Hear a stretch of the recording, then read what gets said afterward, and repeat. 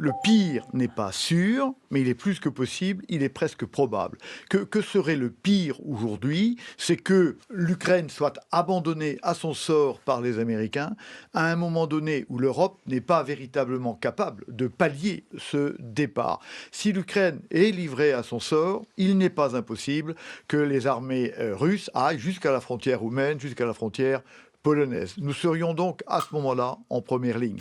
Tous les services de renseignement de l'Alliance Atlantique disent qu'il faudra peut-être 3 ans à l'armée russe pour se refaire, se reconstruire et être capable d'aller plus loin. Tous les services de renseignement disent qu'elle tentera de le faire, pas forcément vers la Pologne ou la Roumanie, mais vers les points faibles qui sont, on le sait, la Moldavie et les États baltes. Et ce sera une première étape, avec peut-être d'autres. Donc il faut empêcher que ça se passe, et ça ne se passera pas si nous sommes capables d'afficher une grande détermination. L'Europe est fondamentalement dépendante aujourd'hui de la défense des États-Unis.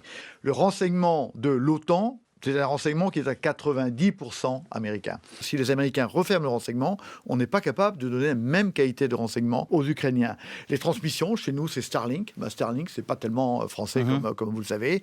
Et donc, on a vraiment beaucoup de dépendance. Alors, la bonne nouvelle, c'est qu'on a un peu de temps stratégique parce qu'il n'y a pas beaucoup de chance quand même que la Russie continue dans la foulée pour tenter d'aller jusqu'à Vilnius, parce que c'est pas possible. Et donc, on a 2 ou 3 ans, peut-être 3 ou 4 ans pour nous mettre en ordre de marche, d'où l'intérêt d'organiser ça, de bien voir les points cruciaux pour que nous puissions constituer, sans les Américains, une menace suffisamment crédible pour que Poutine ne se lance pas dans une autre démarche d'attaque mortifère vers les pays européens.